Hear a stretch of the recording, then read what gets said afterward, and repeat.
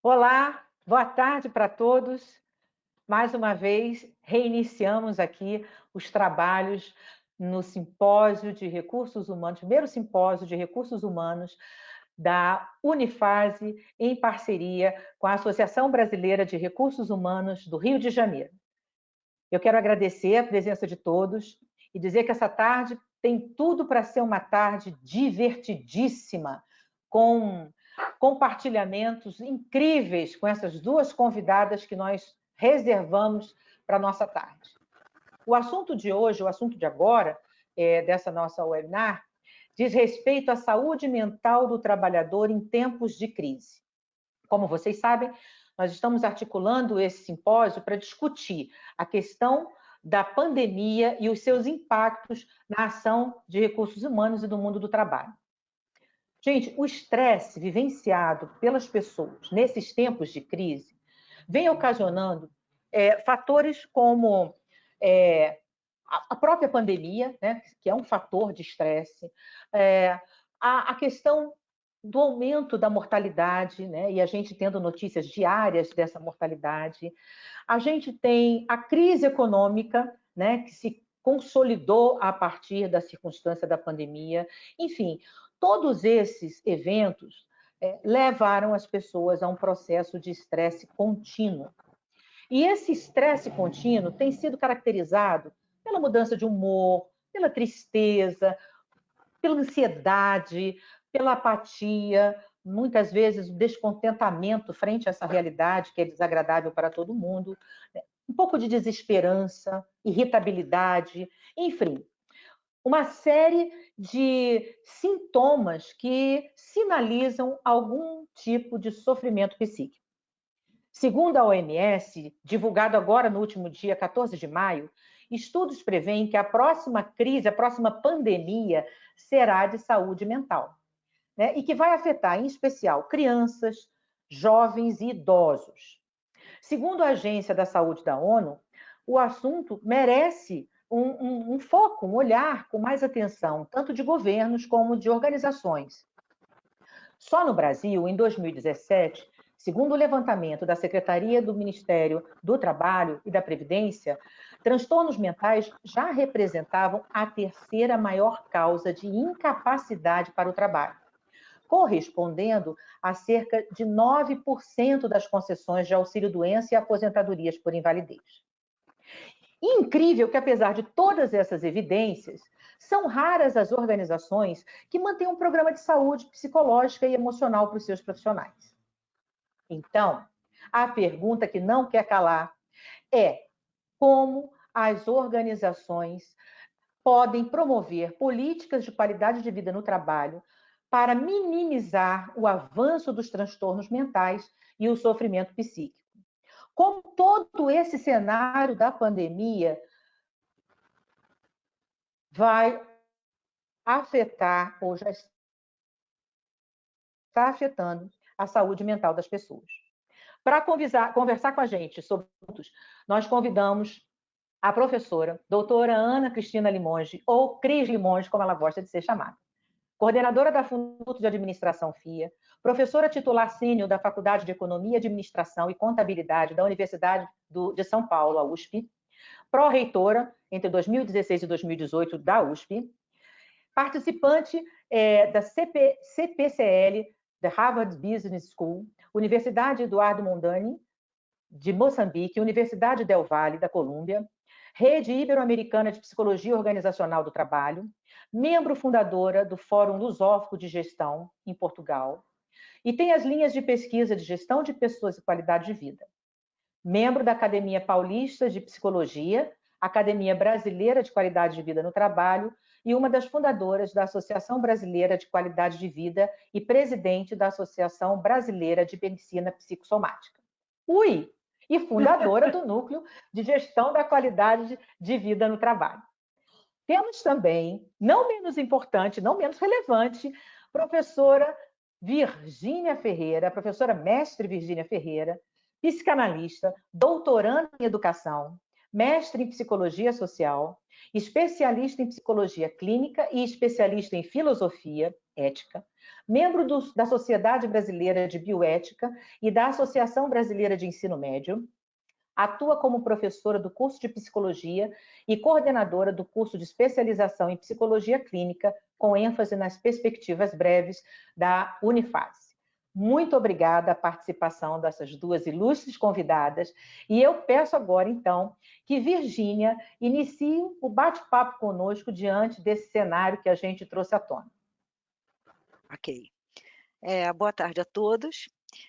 Eu gostaria de iniciar parabenizando a instituição pelo evento, parabenizando a Fernanda, a professora Luciene, os organizadores, e dizer que, para mim, é um prazer estar nesse evento ao lado da professora Cris Limões, né, que eu conheci hoje, e ela já pediu que eu chamasse de Cris, ao lado da professora Luciene, e dizer o seguinte, né, vocês acabaram me apertando sem me abraçar, porque eu estou numa situação bastante delicada. Deixa eu só te fazer uma correção, Lu. A ABEM é a Associação Brasileira de Ensino Médico.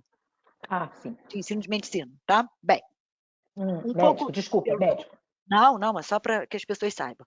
É um pouco diferente, me parece, que do percurso da professora Cris Limonge. Eu vou fazer um percurso um pouco mais filosófico, um pouco mais existencial, que é a praia por onde eu caminho, né?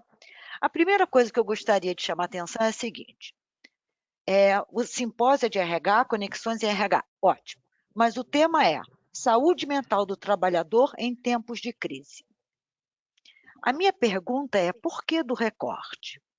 Por que do trabalhador? Porque do trabalhador remete, não sei se a todos que estão nos assistindo, ao colaborador, ao funcionário. E os empresários, eles também são pessoas humanas. Eles também têm incertezas, eles também têm medo, eles também têm coragem, eles também têm as incertezas, eles também têm depressão, eles também têm ansiedade, também têm estresse, né? Eu sei que a gente precisa fazer um recorte, mas eu só gostaria de chamar a atenção que a gente pega sempre pelo lado do trabalhador, não que isso seja ruim, mas só para a gente lembrar que esses empresários, esses executivos, quantos deles, né, tem processos depressivos de moderado para grave, quantos têm transtorno de ansiedade, meio complicado. Bem, então, eu queria começar que a gente pensasse, né, a saúde mental do trabalhador em tempo de crise. Em tempo de crise, quer dizer o quê? Em tempo de incertezas, né? Nós, de alguma forma, sempre vivemos incertezas. Quais são as únicas certezas que nós temos? Do passado e da morte. Só que a pandemia, essa crise, ela mostra para a gente com muito mais propriedade, com muito mais contundência, um momento de crise, né?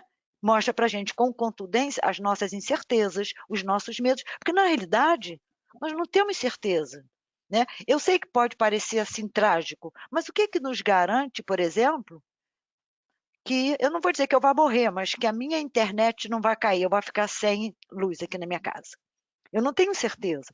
Então, eu gostaria que nós pensássemos que esses momentos de crise, na realidade, eles só mostram com mais propriedade, com mais contundência, as incertezas que nós vivemos no nosso cotidiano. Bem, e aí eu vou trabalhar saúde mental, tudo pela OMS, né? Eu gostaria de fazer esse percurso com vocês.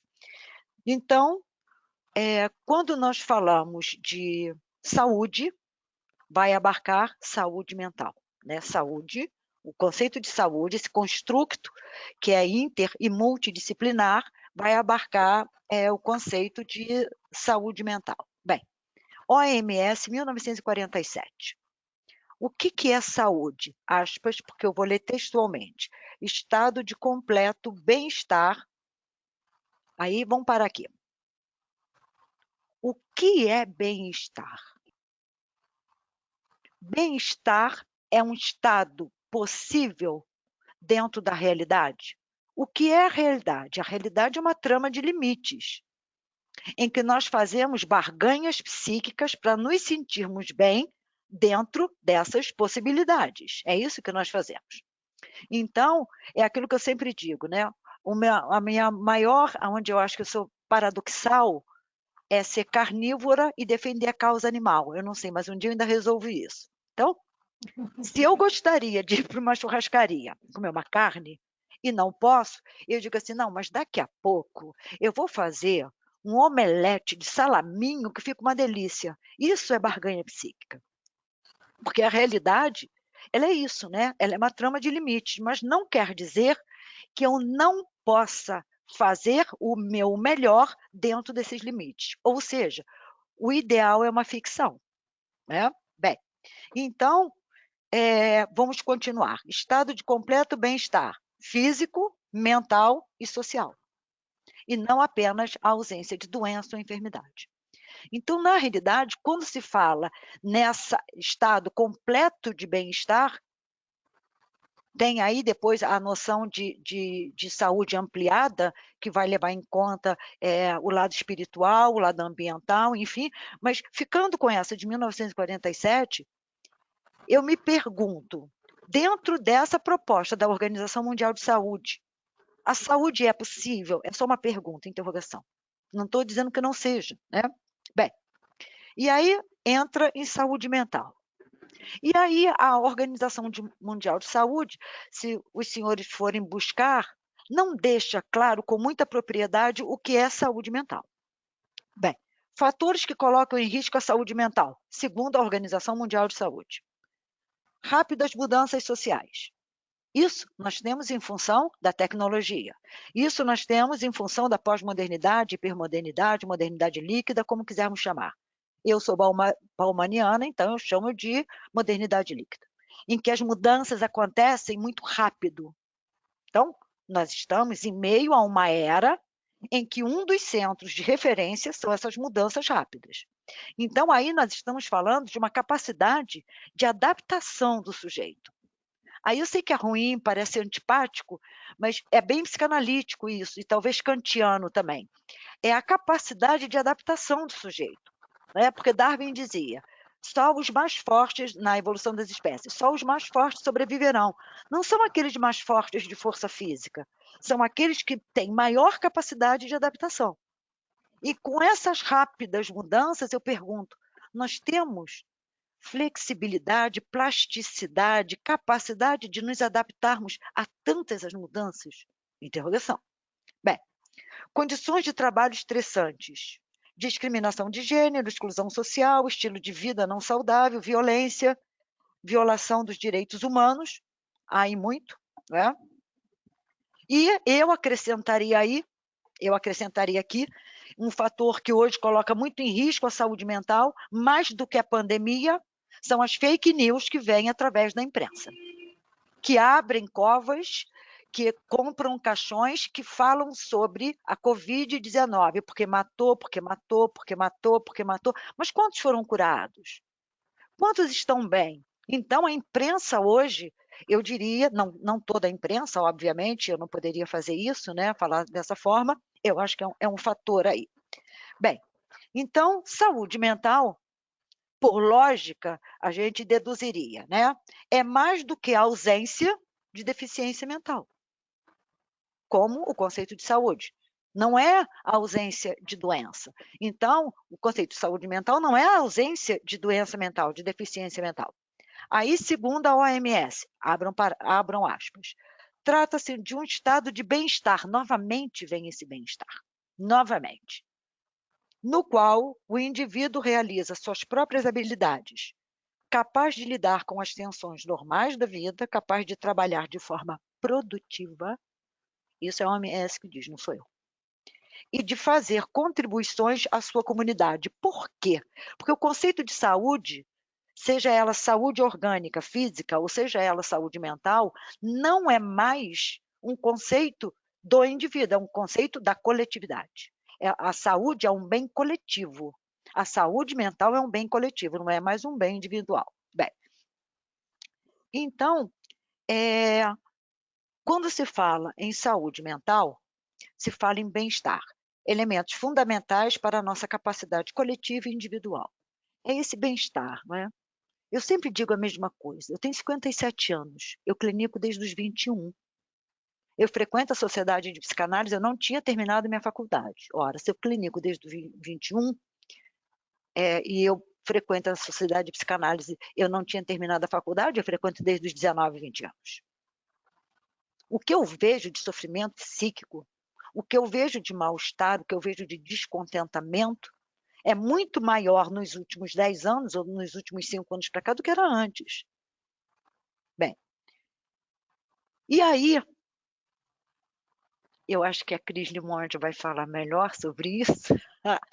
Não é uma provocação, não, não é não. Qualidade de vida. Vem. Eu vou, eu vou. Me espera que eu vou chegar. Bem, de acordo com... Eu estou trabalhando com a OMS, né? A OMS diz, qualidade de vida é a percepção do indivíduo. Já começa assim. Aristóteles tem uma teoria na psicologia social chamada teoria da equidade, que diz que o justo é o proporcional. O justo é o proporcional é um princípio aristotélico. A psicologia social, Adams, importam da filosofia aristotélica, né, de Aristóteles, essa premissa, que o justo é o proporcional. O que é isso? Eu preciso receber proporcional àquilo que eu dei. Então, uma troca ela é justa quando eu recebo proporcional ao que eu dei. Desde quando houve a divisão do trabalho, perpassa a história da humanidade, a história do trabalho se confunde com a história da humanidade, não é?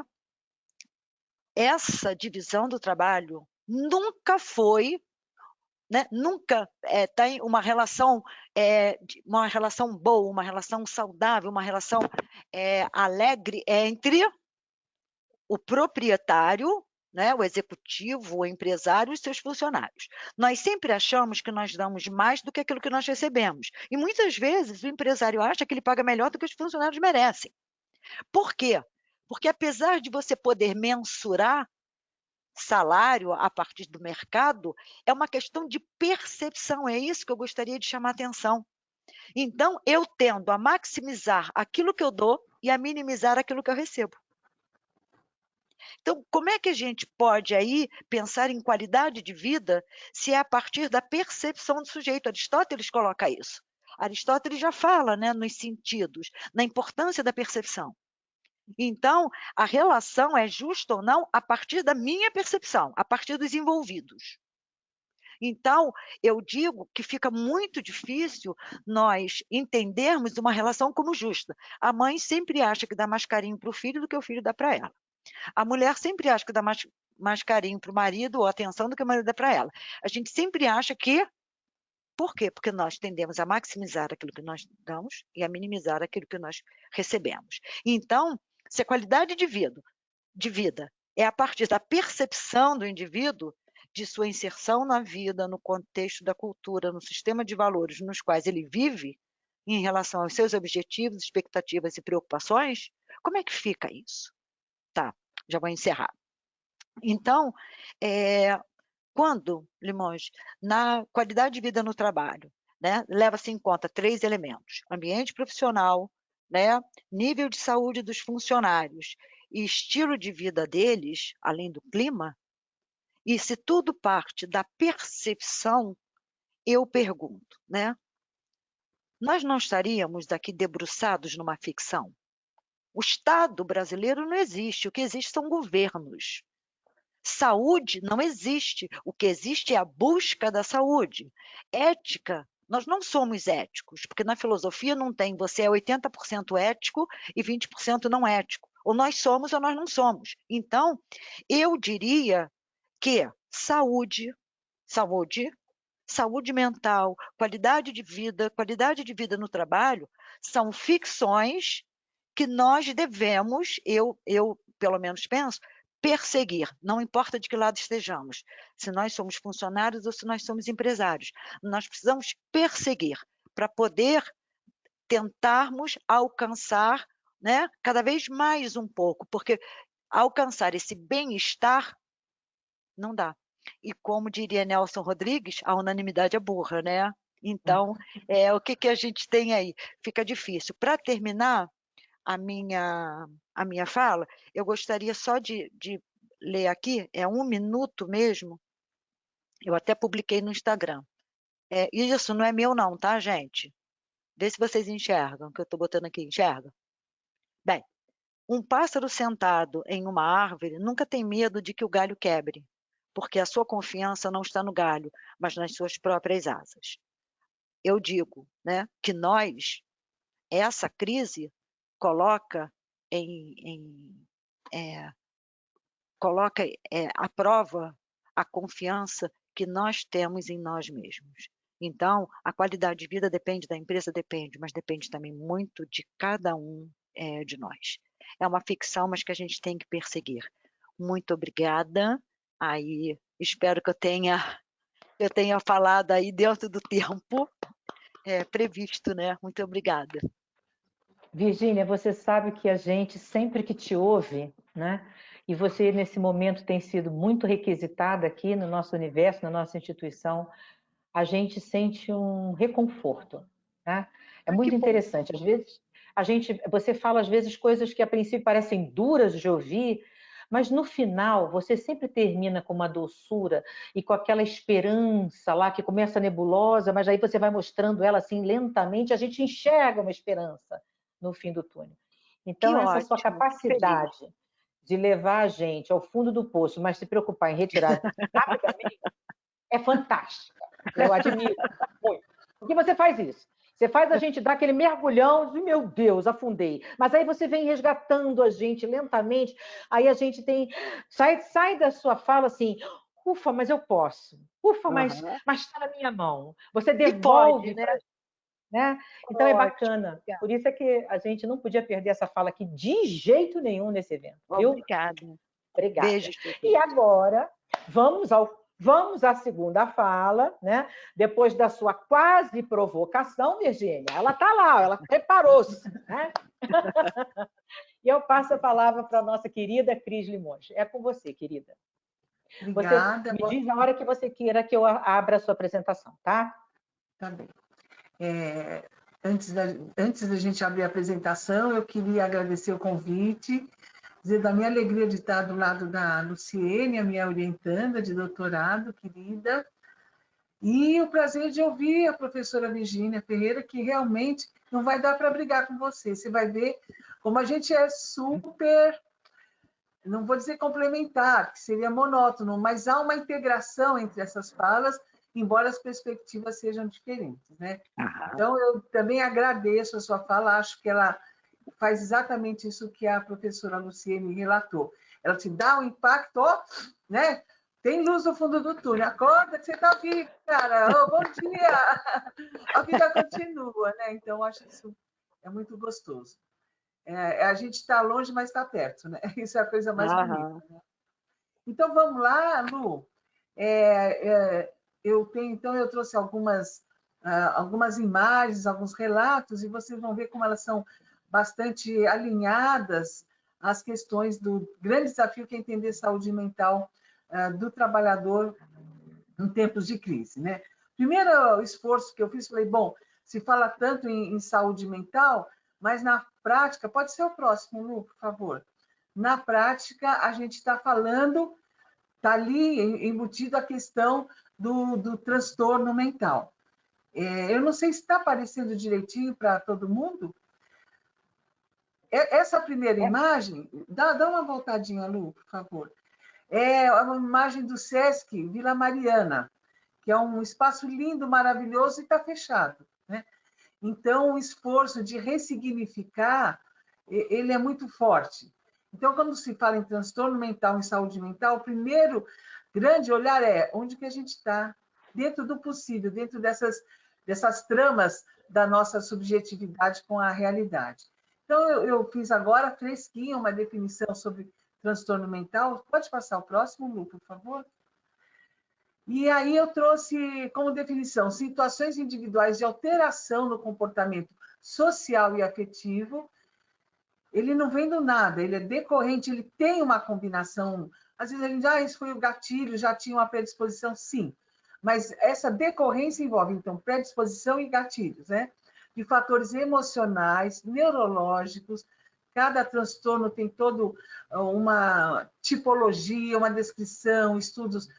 O mundo estuda transtorno mental, mas, como a Lu falou, poucas empresas têm um programa sobre o cuidado com as questões de saúde e doença mental de uma forma clara, né? Fica sempre mais ou menos nebuloso, e até o momento em que as coisas se tornam dramáticas no ambiente de trabalho. Os fatores físicos, familiares, sociais, econômicos, que envolvem também as questões do trabalho em si. Há trabalhos que enlouquecem, e a gente sabe disso. Tanto do ponto de vista do excesso de ruído, dos fatores ergonômicos, quanto os padrões da cultura organizacional e da sobrevivência. Então, ter um olhar um pouco mais tranquilo, se é possível, nessa fase, é o primeiro desafio para falar, vamos falar de saúde mental? Sim, mas a gente, na verdade, tem que enxergar o transtorno, enxergar essa situação, porque ela sempre passa como se não existisse. Há uma certa invisibilidade, tudo vai se ajeitar. É como, ao lado do tabu, há também a negação. O próximo, por favor, Lu. Aí a professora Virgínia falou sobre a questão do trabalho e do desenvolvimento econômico, e aí faz muito tempo que eu não uso esse conceito, falei que delícia.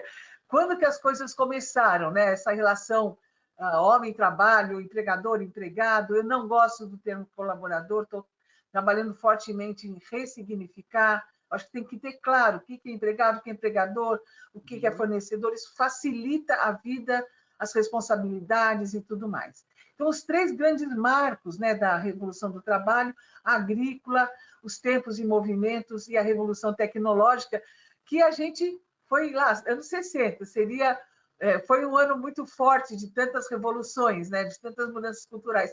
E agora a gente está, 60 anos depois, 3 gerações se passaram, vivendo a nossa revolução digital, eu diria revolução conectiva. O próximo, por favor, Lu. Vocês estão me ouvindo bem? Está tudo claro? Tá. Junto com essa questão, obrigada, Virgínia, Lu, e o back, a gente tem um back poderoso, agradeço muito. Todos os backs dos treinamentos que foram feitos, é um cuidado muito legal para evitar o transtorno mental dos apresentadores. Né? A sensação de abismo, meu Deus! Lembrar que então, a gente tem essa questão da natureza, do trabalho, da sobrevivência e tem as nossas motivações, né? O que seriam as nossas motivações? O desejo de ser, de ter, de estar e de compartilhar. Está aí a solidariedade que mostra para a gente que essa é uma motivação legítima da condição humana. Afinal, todo ser humano é um ser social, né? E pode ser o próximo, por favor? Esse material vai estar disponível. Aí, pensando antes da pandemia, o que a gente tinha? As questões intergeracionais, a ocupação das ruas, os concursos públicos e outros concursos, a gente tem aí também os concursos, a FUVEST, Enem e tudo mais, e hoje a gente vive uma outra realidade social e econômica, que é o ambiente da pandemia. E falando, eu sou uma mulher de RH, eu comecei a trabalhar em recursos humanos em 1971, então eu sou quase a história viva, né, da gestão de pessoas, com o maior prazer e com todas as alegrias e sustos e superações, né? Então, o que a gente tem hoje? Pode passar o próximo, por favor, Lu?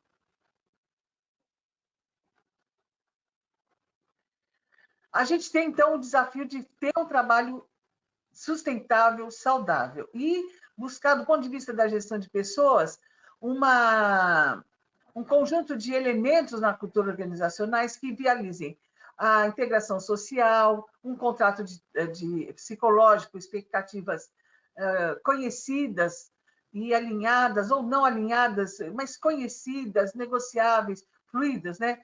A questão do respeito ao trabalho em si, a gente vê os profissionais de saúde com um reconhecimento incrível, merecido.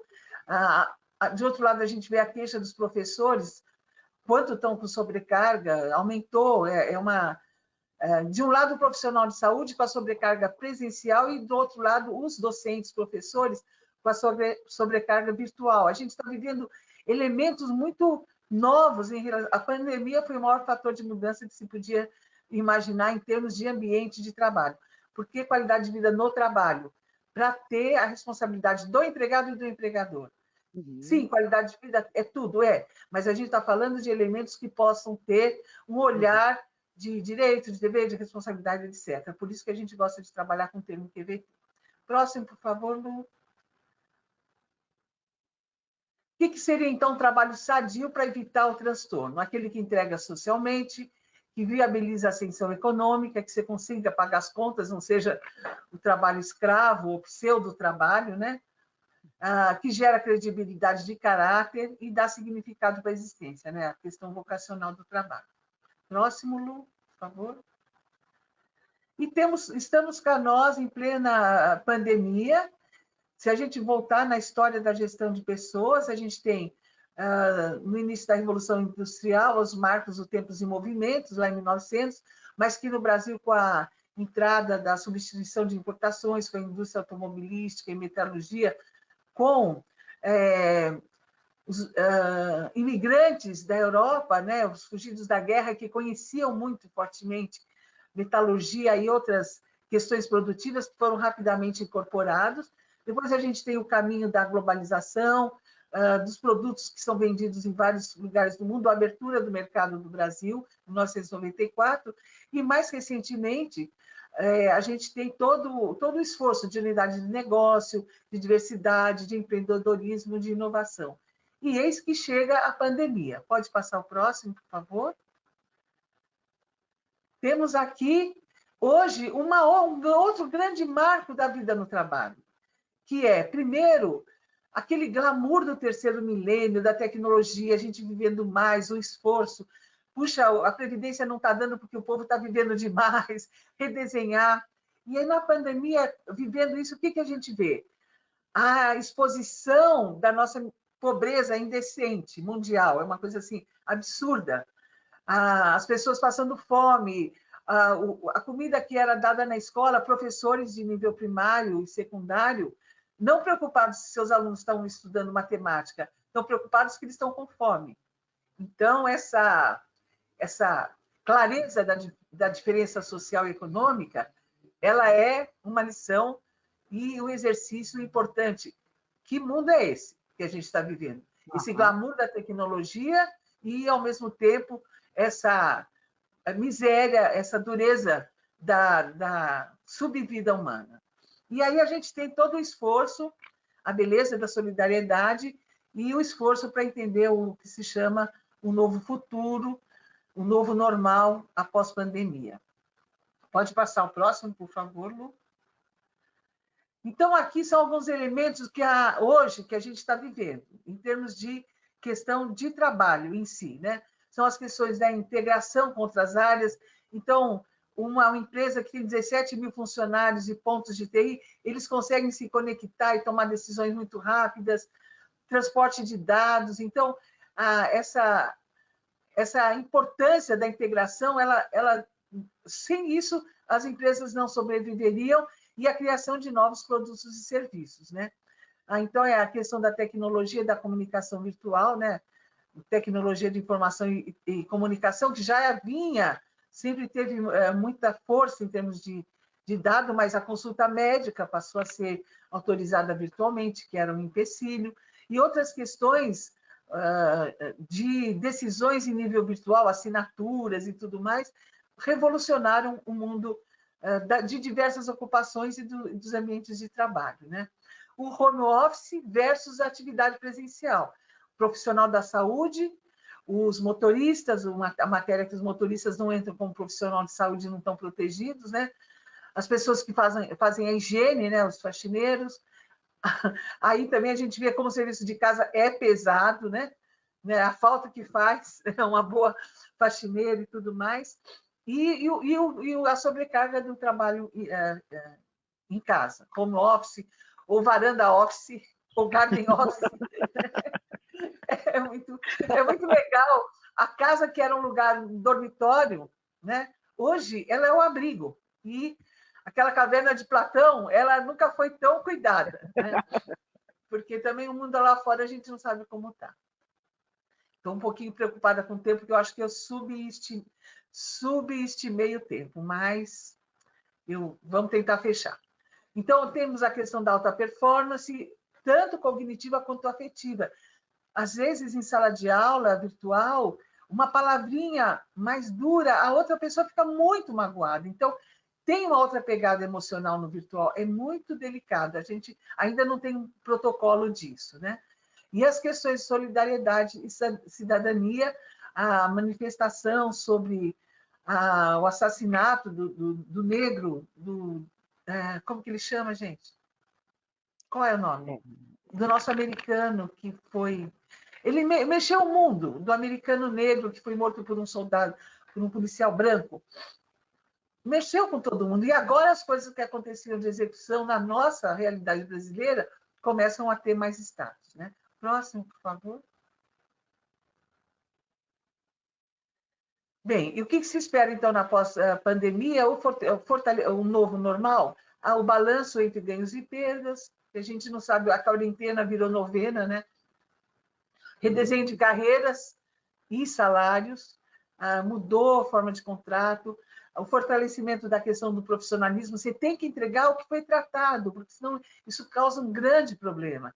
Eu estou sendo contratada para fazer uma sessão de fisioterapia virtual, tem que ser feito isso, não tem um mais ou menos, né?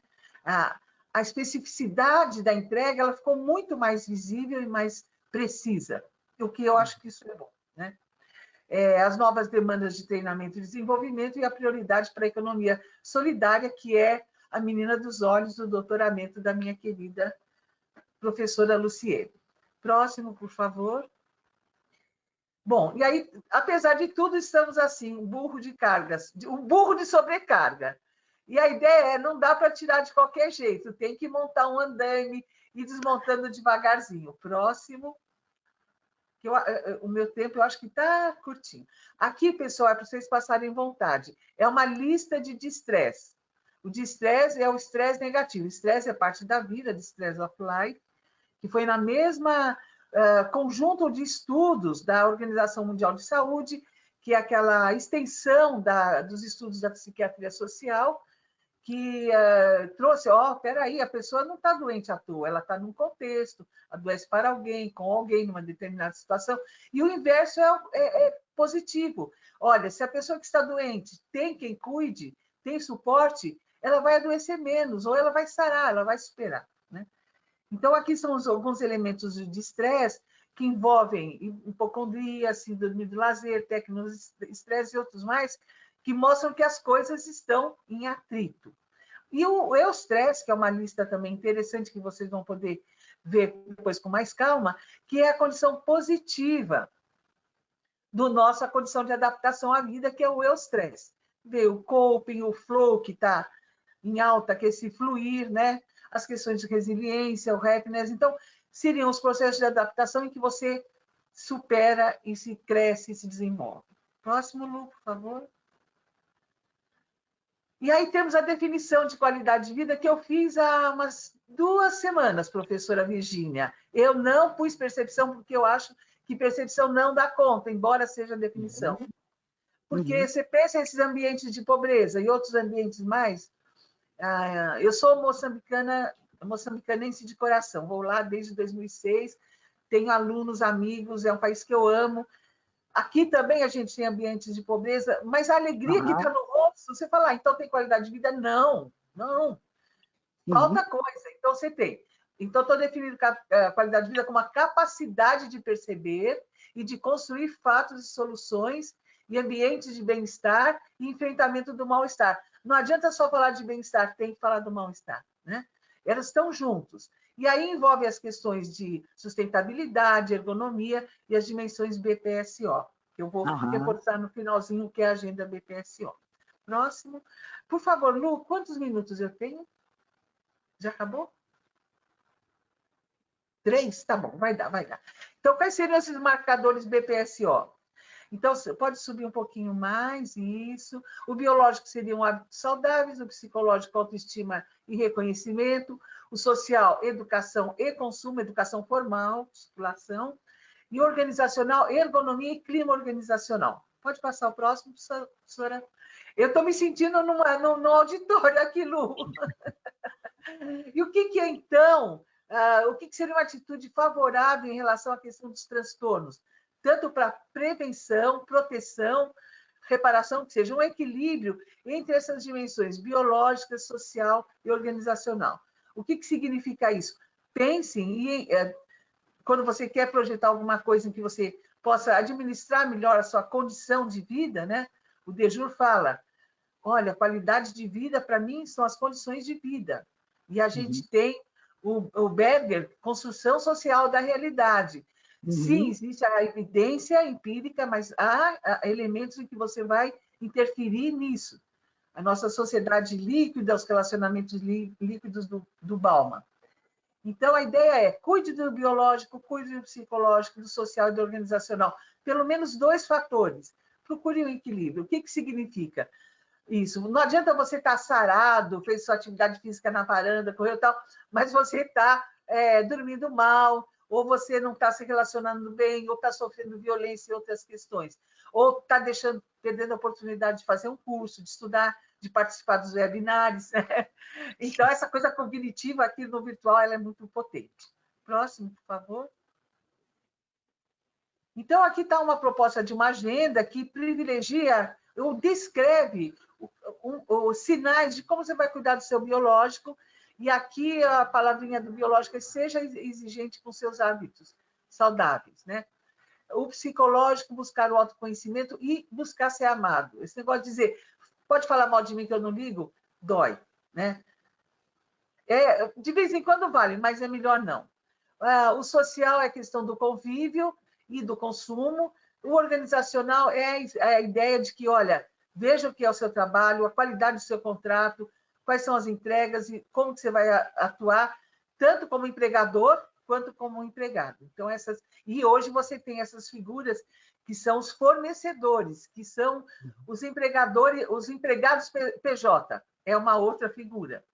E além de, claro, os informais, que são empregadores, né? São autoempregadores. Então, a gente tem uma diversidade de relações multicontratuais numa cadeia produtiva que são importantes a gente se perceber onde a gente está. Próximo. E aí, esse é o conjunto, como eu falei para vocês, buscar o equilíbrio. Pode passar o próximo, professora Lu, por favor. Então, a ideia é ter vontade, que não é tão simples quando você está em depressão, aproveitar a oportunidade e entender seu estilo de vida e compatibilizar, né?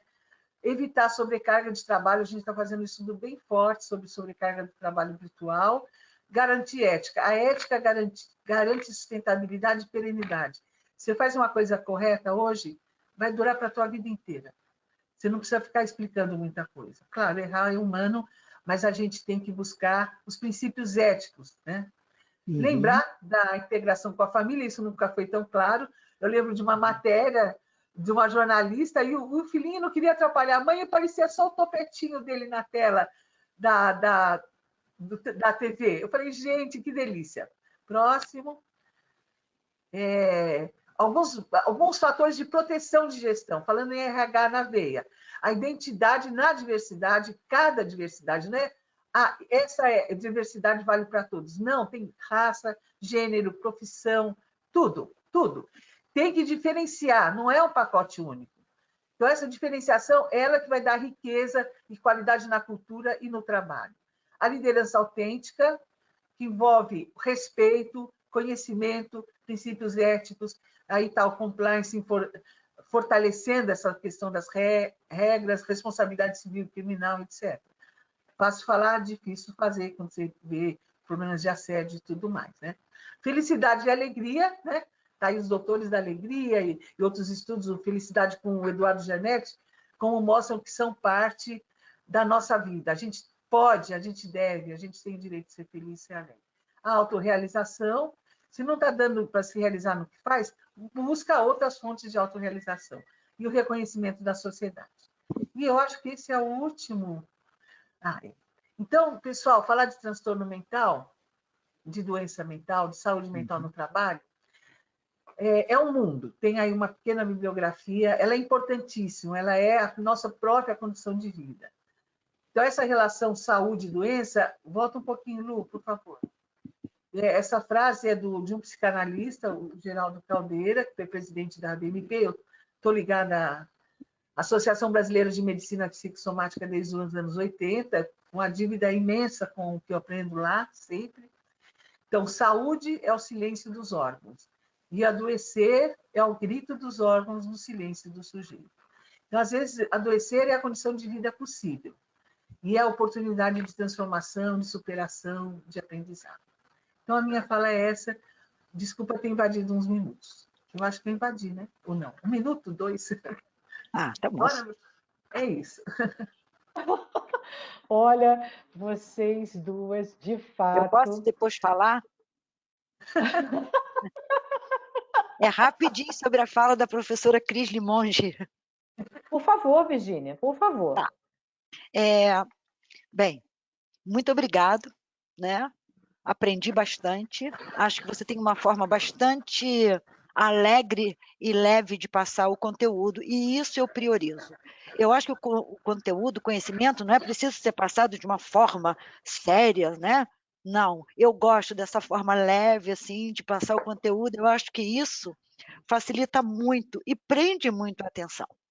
Então, eu gostaria de te parabenizar e dizer que eu gostei muito Você da sua também é assim. apresentação. Virgínia, você também é assim. Somos. Estamos juntos. Estamos. Cris, tem um slide seu. Eu não sei se é gestão sadia. O título dele. É trabalho sustentável, o saudável. Não, é sadio. Gestão protetora. É do Não, finalzinho? não, é bem antes. É bem antes. Que você fala assim, viabiliza a ascensão financeira. Eu Trabalho acho que a sadio. gestão É trabalho, sadia. trabalho sadio. Trabalho Trabalho. sadio. Isso, tá? Viabiliza a ascensão financeira. Isso eu acho importantíssimo, porque, inclusive, a Organização Mundial de Saúde vincula uma grande derrocada financeira à falta de saúde mental, à depressão, à ansiedade, ao pânico, à fobia. Então, esse é um dos problemas que nós temos hoje, né? Como vai ser o nosso financeiro amanhã, e de muita gente já está hoje. Então, essa questão financeira faz muito sentido. É pirâmide. A outra que você traz dentro desse próprio slide, bastante interessante, que é o sentido de vida. Se o meu trabalho não fizer parte do meu sentido de vida, eu não vou ter qualidade nunca no trabalho. Se eu vejo o trabalho como um mal necessário, eu não vou conseguir ter qualidade de vida, por mais que a empresa faça. Então, esse trabalho precisa fazer sentido para o sujeito, né? Porque se ele não fizer sentido, como é que fica, não? Então, mas, Virginia, essa é uma questão muito real, porque às vezes você tem que fazer um trabalho que não te faz sentido para atingir o trabalho que faz sentido. Então, quando a gente está estudando o contrato psicológico de trabalho, ele é uma escada. Então, eu estou me sujeitando a trabalhar em teleatendimento, juntando meu dinheirinho para estudar medicina. Então, a questão é a consciência de que esse trabalho é um meio para alguma coisa. Então, Concordo. tem muita coisa chata, tipo fechar nota e preencher planilha. Quem gosta? Às vezes eu gosto quando é turma pequena. Agora, quando o semestre passado eram 180 alunos, 3 turmas. Eu fiquei 15 dias ali. Falei, isso aqui não faz sentido. Não fazia sentido. Queria rasgar tudo da nota 10 para todo mundo, não podia. Então, eu acho que a gente vive trabalho sem sentido. A questão é a consciência disso e o tamanho que ele ocupa e a transição. Eu acho que ele não pode ser fixo. Tem uma história italiana, até um relato italiano lindo, que ele fala que o cara virou um arquivo, de tanto que ele se adaptou ao trabalho sem sentido. Precisa achar onde está. Então, não vire um arquivo. Saiba que o seu trabalho é uma cadeira para te levar a algum lugar, algum caminho. Então, eu acho que é quase inevitável você fazer tarefas sem sentido, mas não faça isso por muito tempo. Concordo plenamente, porque, por exemplo, como você citou agora, né? Se eu estou desempenhando um cargo, assumir um cargo, porque eu preciso desse dinheiro para fazer medicina, esse cargo para mim faz sentido. É um meio, não é um fim nele mesmo, mas já fez sentido. A outra coisa que eu gostaria de falar é que eu concordo com você. Eu odeio esse termo colaborador. A gente tem que Não, mas brigar. colaborador, que isso? A gente tem que saber que é colaborador, gente. As pessoas têm a mania de usar termos para minimizar as situações. Por exemplo, Mariazinha fez a passagem e morreu. Não, Mariazinha morreu. Né? Eu perdi minha mãe. Não, tudo que a gente perde, a gente pode achar. Minha mãe morreu. Eu estou com um problema de dinheiro. Dinheiro nunca foi problema. O problema é a falta. Então, eu acho que essa questão da comunicação, ela faz uma diferença muito grande, né?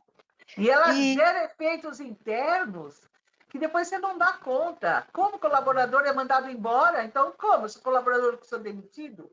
Exatamente. Eu acho que foi problema de tradução, combinado com docilização, com conveniência, e agora não. Olha, tanto empregador quanto empregado, quanto o pessoal da saúde do trabalhador, que é uma linha mais de mais-valia de esquerda mesmo, eles super concordam. Então, a gente está se juntando para fazer um mega estudo para provar que não, vamos falar o termo correto.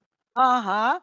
E aí pediram para escrever no LinkedIn. Eu falei, não vou escrever nada enquanto eu não tiver um monte de base científica, porque eu quero dar um soco na cara do termo, entendeu? Quebrar o nariz do termo. Dá mesmo. E a outra coisa que eu achei bastante interessante, assim, muita coisa de interessante, né? Mas alguns recortes, assim, quando você fala do Berger, da construção social, né? Que o sujeito constrói. Isso, se você encontra, Cris, em Descartes, nas meditações cartesianas, né? Descartes vai dizer, assim, traduzir, assim, resumo do resumo do resumo. Os nossos olhos iluminam os objetos, portanto, os nossos olhos constroem os objetos. Então, não é o meu trabalho, né? É aquilo que eu construí de mim, da instituição ou da organização onde eu trabalho, da relação que nós temos. Então, é uma eterna construção. Se é uma construção, nós estamos falando de atribuir significado, ressignificado, nós estamos trabalhando nessa vertente. Então, eu achei muito interessante quando você traz o Berger para tudo isso, porque é exatamente essa questão, né? Não esqueceu o segundo autor na hora, ele fugiu, agora ele apareceu. É o Berger e Luckmann, a construção social da realidade. Isso. E o Seligman, né? Que é Stigma, Goffman, Stigma, que são livros que eu usei lá no mestrado e que me ajudaram muito a descrever a dificuldade das somatizações no trabalho, as manifestações psicossomáticas. Né? Então, a questão do órgão que fala, por que eu adoeço, como eu adoeço, e o nível de consciência. Tudo, a gente tem as complicações das pessoas que ficam psicóticas, da sociopatia, né, das pessoas que têm mau caráter, que fazem afirmações e difamações estranhas. Né? Então, a gente tem esse campo da criminalidade da condição do adoecer, que eu não entrei nele. Eu estou entrando assim, o doente manso do bem, porque a gente tem o doente manso do mal, né? O transtorno mental do mal também. Né? Então, eu acho que é um campo de estudo muito importante e ele protege quem está em volta também. E aqui, assim, tolerância zero. Tem alguma coisa errada? Vamos trabalhar. Tem ferramenta. O que a gente não tem hoje é atitude, porque a gente tem problema de diagnóstico. Muitas dessas ações de loucura, de grito, de mau humor, é estratégia de poder. Então, vira uma porcaria. A pessoa está doente, não sabe que está doente e ainda usa isso para mandar na equipe, para desfazer. Então, isso precisa ser mais discutido. Né? Eu nem sei se tem perguntas da plateia, né, Lu? Desculpa, professora. Meninas, eu acho que vocês estão conversando, está sendo assim muito legal. Um deleite para nós, né? Ouvir esse bate-bola de vocês. Mas a galera aqui está, olha, voraz nas questões, querendo participar, e eu acho que vale a pena eu encaminhar para vocês algumas dessas questões.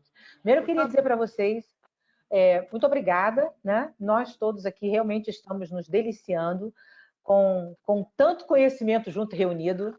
Você sabe que quando eu pensei nessa mesa, eu fiquei pensando que ela tinha que entrar para a história. Falei isso com ambas, né? Quando eu convidei, falei, gente, na hora que essa mesa acontecer, ela vai entrar para a história da academia, né? Essas duas cabeças incríveis dialogando no mesmo lugar, pessoas que eu tenho assim uma admiração, um respeito profundo, e eu estou me sentindo muito privilegiada de estar aqui, ó, degustando, só degustando.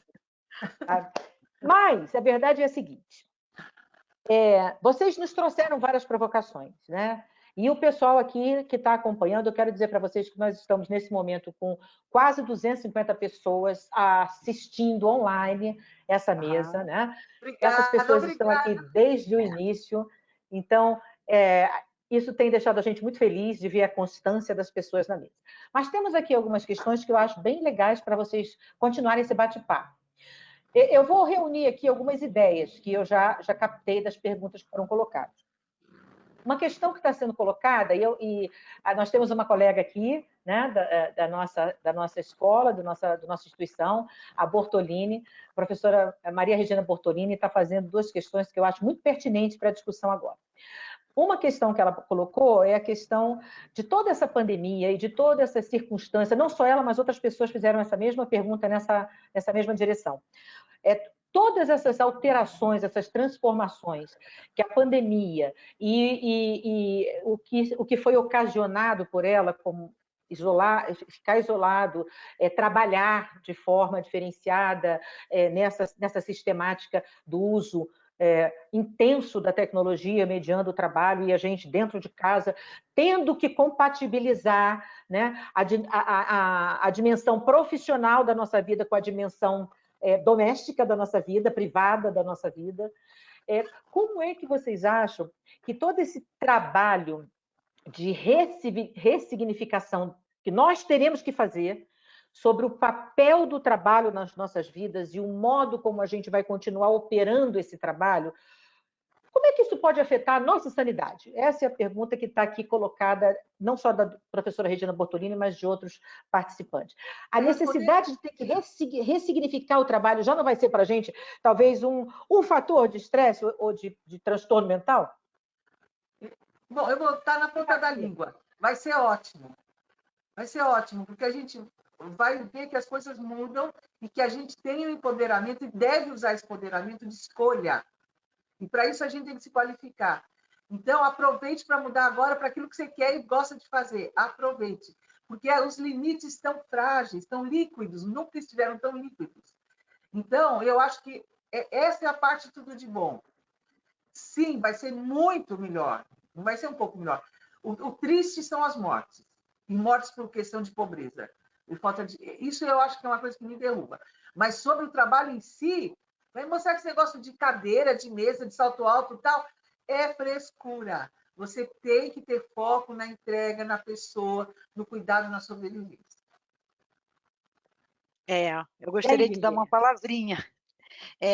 Eu concordo com a Cris e acrescento que eu fico assim bastante preocupada aqui onde eu moro, aqui em Petrópolis, né? Porque eu sou do Rio, né? Estou aqui por causa da faculdade. Eu moro na mesma rua que a Roberta, da direção da faculdade, secretária da direção, mora. O que eles ouvem e dançam quase que o dia inteiro, para eles, aqui nessa rua, é como se eles estivessem de férias. Então, eu acho, na filosofia tem uma expressão, a professora Regina Bortolini é socióloga, eu não sei se ela conhece essa parte, porque é da filosofia, que é situação limite.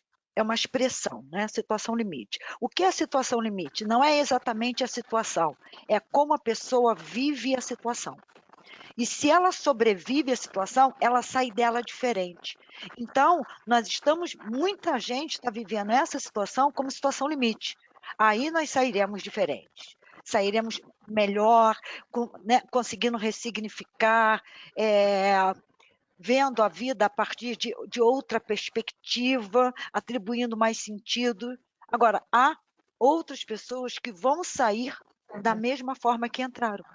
Infelizmente, eu não estou dizendo que isso seja bonito, né? Até porque, num dos slides da professora Cris, tem lá a diversidade, né? A gente tem que lidar com a diversidade. E ter que lidar com pessoas que entrar e vão sair do mesmo jeito, nós temos que ter muita tolerância, porque há pessoas que isso aí não está significando nada. Eu também lamento os óbitos, as mortes, né? Mas eu acho que se a pessoa não viver isso como situação limite, ela vai sair da mesma forma que entrou para a vida, não é para o trabalho, não. Até porque tem uma frase, se eu não estiver enganada, do Marx, que ele diz o seguinte: a relação que o homem estabelece com o trabalho reflete a sua própria existência. Então, eu acho que nós somos no trabalho aquilo que nós somos na vida, né? Então, é isso. Então, tem Dura uma pergunta... realidade, né? Dura realidade. Na Também construção Tem uma... civil, tem um dado agora estatístico, foi um órgão de classe da construção civil que divulgou na semana passada que 50% estão com a Covid, mas são assintomáticos. Então, eles acham que não está acontecendo nada. Aham. E construção civil não parou, aumentou. Todo mundo está aproveitando para fazer o seu puxadinho, arrumar tal e tal. Aham. Então, é como se não tivesse nada acontecendo. Exatamente. É estranho, é estranho, é estranho. Mais perguntas? Tem uma outra questão aqui que eu acho assim muito interessante, tá? Da Maria Tereza Miras. E ela diz assim, ela diz que o ser humano, né, o trabalhador, portanto, o ser humano, ele é um insatisfeito, nato. Mais ou menos isso que ela coloca, né? Ele está sempre insatisfeito. Está insatisfeito com o trabalho, ou está insatisfeito porque ele não se considera recompensado à altura, né? Ou está insatisfeito porque se sente injustiçado. Apesar de que, para nós, seres humanos, o trabalho ainda reúne aquela ideia de que ele é essencial. Ele nos traz uma identidade, né? Ele contribui para a construção dessa nossa identidade. E aí ela coloca o seguinte: o que vocês duas poderiam dizer sobre isso, professora Virgínia e professora Cris Limonge? Esse estado de insatisfação, essa tendência ao estado de insatisfação, será que ela, nesse momento de tantas privações, privações do convívio social, privações financeiras, será que ela pode se cristalizar e nós passarmos a ser esse tipo, a representar esse tipo de imagem de uma maneira mais intensa, ainda sermos mais insatisfeitos do que naturalmente já somos? Será que é isso que vai acontecer com a gente? Será que essa inabilidade de lidar com as coisas ruins da realidade vão cristalizar essa ideia de que a gente tem uma vida mesmo que só nos leva à insatisfação? Só vez, professora. Tá bem. Então, deixa comigo. Isso aí é bastante freudiano, né? Eu sou freudiana, sou psicanalista, né? Freud vai dizer que a civilização dispõe de muito mais fontes de infelicidade do que de felicidade. São 3 essas fontes. Né? Primeiro, a decadência e a falência do próprio corpo. Né? Seja você branca, negra, japonesa, europeia, brasileira, os seus seios vão cair. Né? Tem aí o bisturi, que eu acho ótimo, né? Para tentar dar uma segurada nisso, mas né, o corpo humano tende à decadência e à falência. Segundo, são as forças da natureza, que nós podemos entender como as próprias forças da natureza, de fato, que causam aí essas tragédias, enchentes, tsunamis, enfim, como nós podemos entender as forças pulsionais. E a terceira fonte são as relações interpessoais, sejam elas dentro ou fora do trabalho. Quando Freud fala de relações interpessoais, ele fala isso numa proporção muito maior. Por que as relações interpessoais são fontes de mal-estar? Primeiro, porque nós, indo a Platão, não saímos de dentro da caverna, tomamos as sombras pelos objetos. Estamos lá dentro da caverna, ou seja, nós não nos conhecemos.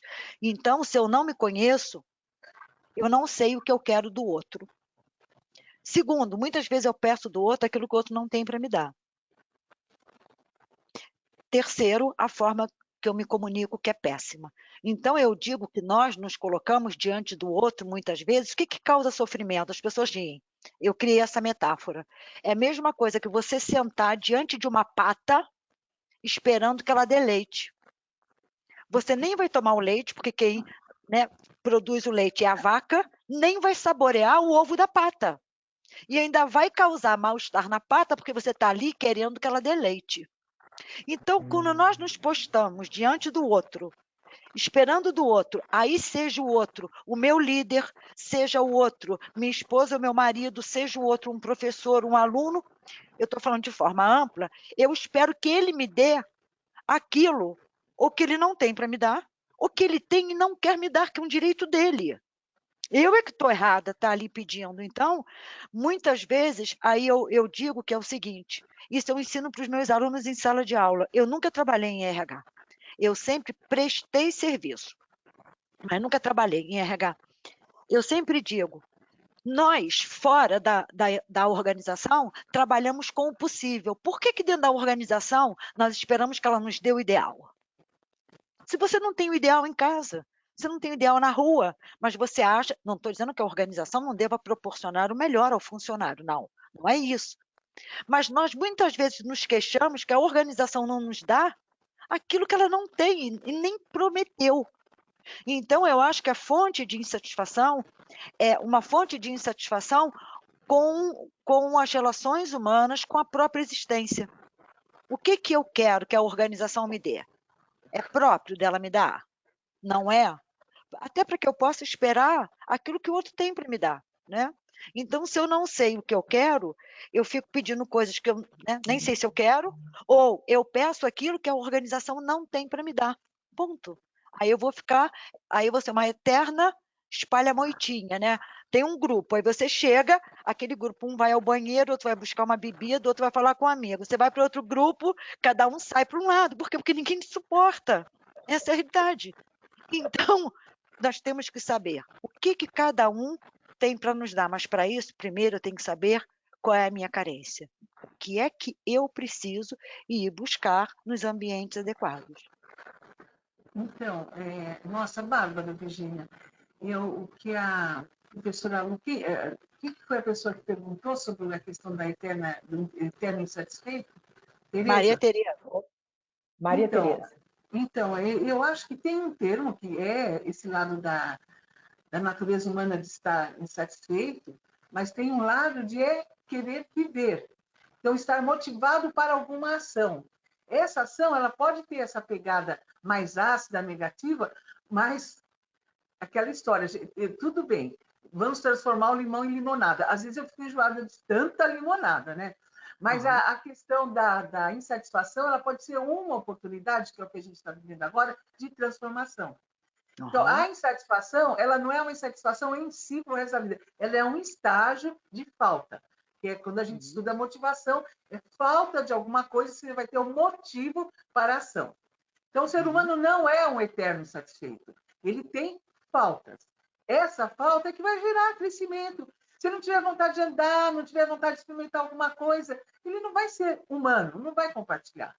Então, ainda bem que a gente é insatisfeito. A questão é insatisfação com mau humor, insatisfação com intolerância, insatisfação com falta de limite. E, claro, se a gente consegue se conhecer um pouquinho, já melhorar as nossas escolhas com autoconhecimento, ótimo. Senão, você tem que permitir ver o que está acontecendo e ver dali o que você pode oportunizar. Porque, às vezes, você não consegue se conhecer tanto quanto, né? Como eu vou ser como uma secretária executiva, como uma professora, como uma psicóloga. Você sabe que gosta, mas como que eu vou combinar essa realização também com aquilo que é dado, né? Então, eu acho, Tereza, e as outras pessoas que perguntaram, a insatisfação é o primeiro passo, é só o primeiro passo. Ela não é a solução, ela é o caminho para quê? Para a realização, para a transformação, para conhecimento, para a interação, para a solidariedade. Então, ela vai se transformar numa motivação. Qual o grande problema que a gente tem? A gente lida, às vezes, mal com a frustração. Você acha que a tua necessidade tem que ser feita a qualquer custo.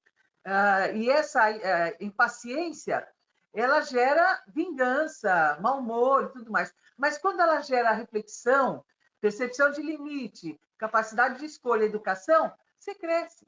E a vida fica bela. Puxa, o meu pai costuma dizer, nunca deixe de observar as florestas. Imagine quantos tons de verde tem a nossa Mata Atlântica, né? Quantas, o horto ou a floresta amazônica, no mínimo 1000 tons de verde. Então, você vai achar um jeito de caminhar a sua insatisfação para uma transformação, para uma realização. Aí tem a outra história, a pessoa que está sempre frustrada, tudo dá errado e tal, ela tende a ser meio do mal, né? E achar caminhos curtos que não resolvem também, as pseudo-realizações, né? Então, sim, a gente tem uma base de insatisfação, mas ela não é base de insatisfação em si. Ela é um mote para o próximo passo, que pode ser crescimento, transformação, pode ser também perda, dor, sofrimento, negação, privação. A gente tem esse mundo, né? Mas e a gente tem uma coisa muito bonita que quando tudo acaba, mas a pessoa tem sensibilidade, mesmo ela piradona, que é a arte. A arte, a cultura, o canto. Então, às vezes, em momentos de grande dor, de grande satisfação, o que se cria, o que se transforma com a arte, com respeito, com essa leveza do que o mundo, né, de ser um ser da Terra, do cosmos, sei lá, isso é um privilégio. Então, a manifestação artística, eu fui pró-reitora de Cultura e Extensão, né? Sou psicóloga de formação. Elas são revelações de resgate em relação à condição de pobreza, de isolamento e tudo. Hoje mesmo, uma prima nova que eu conheci de Porto Velho, ela me mandou um texto, eu falei, oi, ela me mandou um texto imenso. Eu falei, você precisa transformar isso num livro de história. Transforma num livro de história infantil, porque a história da vida dela que é linda, é de chorar. Mas eu acho que a gente tem que ter a poesia na superação da dor, do sofrimento. Poesia e solidariedade, porque poesia só para o próprio umbigo. Por isso que a arte é legal, porque se ela não for legitimada e reconhecida por outros, somos seres sociais, ela fica abafada. Coitado do Van Gogh, né? Ele hoje devia estar faturando uma grana, né? Mas eu falo, puxa, que presente que ele deu, né? Então, essa coisa, usa a arte. Procura uma forma de se expressar livremente e que possa tocar o outro. E esse toque, volte, essa coisa do olhar que transforma. Quando alguém olha para você, olha o seu trabalho, interage, você se transforma, né? E isso é uma coisa engraçada, como a gente está tudo no virtual, como mudou, a moda vai mudar, né?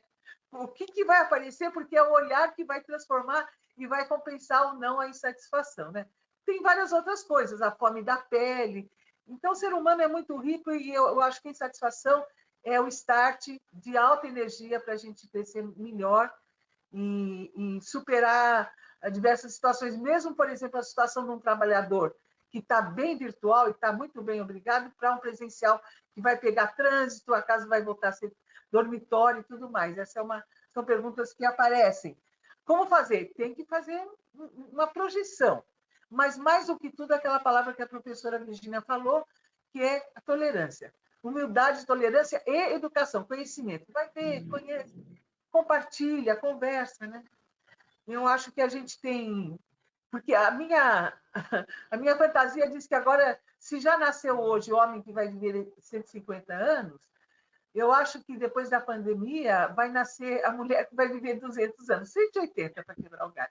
Porque as mulheres são mais resilientes, então a saída também é resiliência. Mas eu acho, Cris, que só houve aí foi uma confusão de termos. Porque o que você explicou, que você vê como insatisfação, na psicanálise a gente chama de falta. Só há movimento se houver falta. Então, o que você chama de... Mas a falta vem antes da insatisfação, Virginia, na psicanálise? Não, para a gente não. Para a gente, insatisfação é alguma coisa que te desagrada. Você está insatisfeito. Da falta. Independentemente da falta. Por exemplo, eu digo assim, eu não gostei, Cris, da forma que você... Eu estou insatisfeita da forma que você me tratou, eu estou insatisfeita com essa comida. A falta é o que te leva ao movimento. Então, isso na psicanálise foi só uma questão de nomenclatura, né?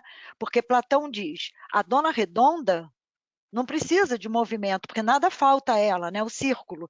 Então, nós, na psicanálise, nós somos sujeitos da falta, por isso o nosso movimento. Então, se não houver falta, não há movimento, que é a questão do narcisista, de estrutura narcísica, né? A ele nada falta, é ele com ele, então não há movimento, né? A mitologia mostra isso. A outra coisa, quando você chama a arte, eu acho isso muito interessante, porque o Schelling fala sobre isso e o Freud fala na sublimação, né? É você transformar, ter a capacidade, conseguir a sublime ação de transformar essa insatisfação com a civilização, né, que nos coloca um monte de barreiras, e transformar isso numa arte, agora socialmente reconhecida. Não é qualquer borrão que é arte, né? Porque catarse é uma coisa, a arte é outra. É como você falou, alguma coisa socialmente reconhecida. Então, quando a gente consegue isso escoa de uma forma bastante boa. Mas aí eu digo que eu sou Nietzsche, né? Nietzsche diz assim: o homem é o único animal que se machuca nas grades da jaula que ele mesmo criou. Então, se eu hoje me debato, eu estou me debatendo dentro de uma vida que eu mesma criei. Eu sou psicanalista porque eu quero, eu sou professora porque eu quero, eu estou aqui porque eu quero. Então, esse isolamento... Essa escolha, essa falta de percepção da escolha. A Aham, gente se nega o direito de escolher o tempo todo. exatamente, mas no que eu me nego, eu estou escolhendo, né? Porque se eu digo escolhe você, eu estou escolhendo não escolher, É isso mesmo. né? Por isso que eu Agora, falo, gestão de qualidade de vida é a capacidade de escolhas de bem-estar e enfrentamento das condições de mal-estar. Então, é uma capacidade, no sentido da construção social, psicossocial, né, aham, de escolhas de bem-estar. E que muitas vezes a gente não dá bola, a gente faz isso, você falou, deixa o outro escolher. Vamos culpar o outro que é mais fácil. Né? aham, Ô, Claro Cris, que a gente sabe que as mas condições dadas são importantes. Né? aham, eu queria aproveitar essa fala sua, Cris, para encaixar uma pergunta que eu acho que é muito pertinente, agora que você comentou sobre isso, né? E retomou aí o conceito da qualidade de vida no trabalho. Tem uma pessoa, uma participante aqui, chama-se Camila, e a Camila está colocando a seguinte questão. A Camila está dizendo, ok, estou dentro do ambiente do hospital, trabalho no hospital, trabalho com RH, e nós não estamos na linha de frente diretamente, né, mas estamos na linha de apoio a quem está na linha de frente. E aí ela disse que ela tem percebido assim que as organizações, ou pelo menos a organização que ela está citando aqui, a dela, está se preocupando muito com a questão da saúde física desses profissionais da saúde que estão na linha de frente, né? Ou seja, de tentar minimizar ao máximo o risco de contaminação que essas pessoas estão expostas. Mas aí ela fala que ela sente que se faz pouco, ou tem sido feito pouco em relação ao cuidado da saúde mental desses profissionais da saúde que estão na linha de frente, né? E que estão muito expostos a todo um sofrimento psíquico por conta da própria condição do risco, do medo de ficar doente, por conta do medo de contaminar os seus entes queridos, os seus familiares, né? Enfim, e aí ela faz uma pergunta que tem a ver com o modelo que você apresentou para a gente, né, sobre gestão da qualidade de vida, e ela pergunta, nesse contexto, nesse ambiente, que é um ambiente, né, onde a crise está instalada, né, completamente instalada, que é o ambiente hospitalar, será que é possível tentar alguma ação no sentido de operacionalizar esse teu modelo de gestão da qualidade de vida nesse sentido, do foco da saúde mental? O que você acha? Então, não só é possível, como é indispensável. A questão é que a construção de uma competência no ambiente de trabalho, a gente conhece o clássico chá: conhecimento, habilidade e atitude, né? Criado nos anos 90 pelos franceses, fortalecido pelos estudos do Joel Dutra, da Maria Teresa Clori e outros mais. O que a gente tem mais recentemente? Valores e emoção. E agora a gente tem toda essa questão da tecnologia. Então, a formação da competência, vamos trabalhar numa capacitação para o cuidado com a saúde mental. Vamos trabalhar para a formação de uma competência de gestão da qualidade de vida. Até incorporar, nosso conceito de gestão de qualidade de vida vai ser esse. Quantas horas de treinamento? Até onde a empresa vai, até onde a própria pessoa vai? Em que momento isso vai acontecer? Porque é meio que mudar, abastecer o avião em pleno ar, né? E é indispensável, senão as pessoas morrem. Além de adoecerem, morrem. Então, não só é necessário, não só esse modelo, como outros. a gente tem todo o esforço do pessoal da psicologia positiva, algumas sinalizações um pouco milagrosas, de grandes palestras, zen, bererê, bererê, daí tudo passou. Não, o bichinho está lá, o risco existe, o vírus é mortal, as pessoas não têm respirador para ser colocado, você tem que eleger.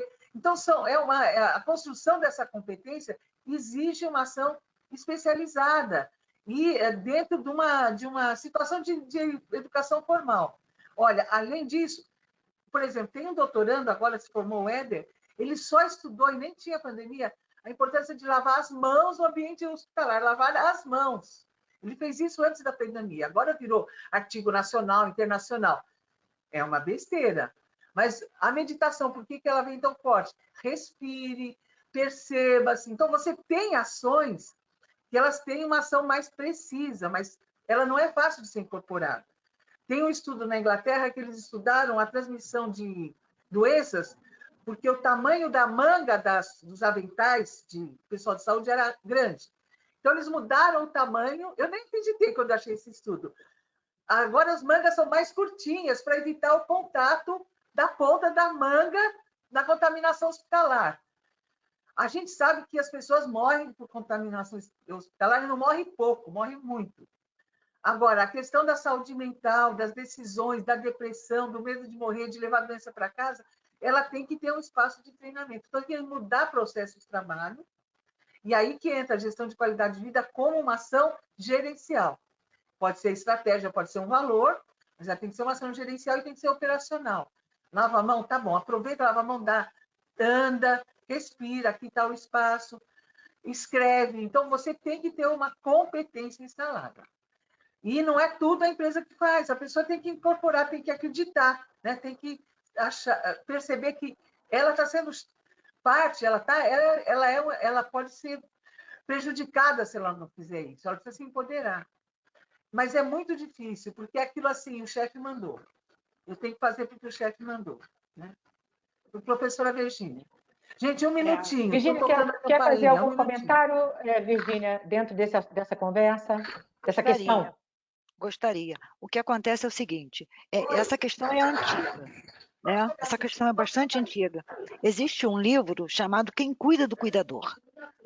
O cuidador é um médico, é um enfermeiro. Por quê?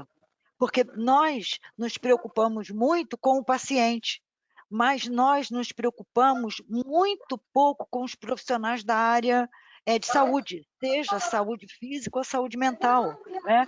Então, mas isso já vem há muito tempo. Eu lembro que eu dei uma palestra aí na faculdade com o autor do livro, que é um médico, Eugênio, não sei se é Eugênio Campos, eu não lembro o sobrenome dele, mas é exatamente sobre isso, né? Quem cuida do cuidador, porque isso é uma questão... Oi, Cristina. Deixa eu só te situar. Me ouve? Não. Você me ouve? Sim. O que eu estava dizendo é que essa questão já é muito antiga, né? Existe, inclusive, um livro chamado Quem Cuida do Cuidador, quem cuida do enfermeiro, quem cuida do médico. E aí, a OMS diz isso. As instituições têm muita dificuldade, as instituições hospitalares, médicas, de investir na saúde mental desses trabalhadores. Então, a pandemia, o que ela fez? Ela só startou um medo já existente. Por quê? Porque eu aprendi uma coisa no doutorado que para mim é muito importante, né? Para vocês, eu acredito que vocês saibam. A diferença entre causa e condição. Né? Fecha a janela, a sala escurece. Abre a janela, ilumina a sala. O que é a causa, o que é a condição? Causa é o sol, condição é a janela estar aberta. Porque mesmo que não haja sol, se você tiver com a janela aberta, a sala não vai iluminar. O que vai iluminar a sala é o sol. Então, eu penso que a gente não está preocupado com as causas da falta de saúde mental, do sofrimento psíquico, e a pandemia foi uma condição que colocou isso à tona. Então, eu penso que isso aí já existe há muito tempo, as empresas, como um todo, precisam se preocupar, até porque os profissionais que estão na ponta, médicos e enfermeiros que estão cuidando das pessoas com Covid-19, estão aterrorizadas, né? Uma paciente estava me dizendo, ela trabalha em um hospital, que o paciente, quando ele morre por Covid, o corpo sai tão empacotado, porque tem um saco preto, que tem outro saco preto, que aí as pessoas têm todo um paramento que é colocado dentro do caixão, e o caixão é lacrado. Quer dizer, então, elas estão lidando com aquilo ali, né? Para a gente, nós realizamos psiquicamente a partir de um discurso, mas para essas pessoas que estão lidando, que entuba, que faz, que acontece, a saúde mental delas, que já estava fragilizada, né, elas acabam entrando em sofrimento psíquico, não resta a menor dúvida, mas isso é um problema antigo e que o mundo não procurou solução para isso. Não é um problema Então, nosso. aí a gente tem os estudos da psicopatologia do trabalho, eu peguei um texto do Dejur, do desespero à esperança. Até queria ter colocado, que eu super recomendo. Ele tem uns 5 anos, mas é isso, de novo, a gente tem que fazer a virada, porque a gente tem que buscar a vida. Então, essa coisa, você fala com os coveiros, gente, já fiz isso tudo uma vez com os coveiros, era um maior índice de alcoolismo na prefeitura de São Paulo, isso há uns anos atrás. Mas a forma como eles lidam com a questão da morte e da vida é outra coisa. Agora, nos hospitais, essa identificação com o morto, né? Podia ser eu que estou naquele saco, né? Podia ser minha mãe, meu pai, e às vezes né? Eu tenho uma amiga que perdeu o marido com a Covid, agora ela falou, Cris, eu sabia que não podia, mas eu levei o terno, o sapato, eu levei tudo lá. Ele estava no HC. E eu só pude ver o rosto dele de longe, entendeu? Então, essa identificação, a gente tem que reaprender. Eu acho que esse é o maior aprendizado, né? A gente ouve que as outras pandemias foram milhões e milhões, a gente está em milhares. Gente do céu, como que faziam naquela época? Você vê aquelas covas. Então, a questão da morte, do luto, da despedida, é o ressignificar, né? E a gente tem histórias de grandes populações de morte, como que você vai lidar com isso? E, de outro lado, se a gente vê as gerações seguintes, as que superaram, a lição de vida, né? Aí tem Origens, até, que eu gosto muito, do Leakey, ele diz que a primeira condição de percepção de que a gente era humano, que tinha diferencial em relação, não sei se é diferencial, mas era a nossa diferença em relação a outros seres vivos, aconteceu há mais ou menos 80 mil anos, numa caverna na Guiné, em que, no Quênia, não na Guiné, no Quênia, em que encontraram o Leakey e a sua equipe encontrou dentro de uma caverna, falando em caverna, né? Eu estou até com o livro do Origens aqui, ele está desmontando. Mas eu vou pegar a imagem, ela é muito bonita.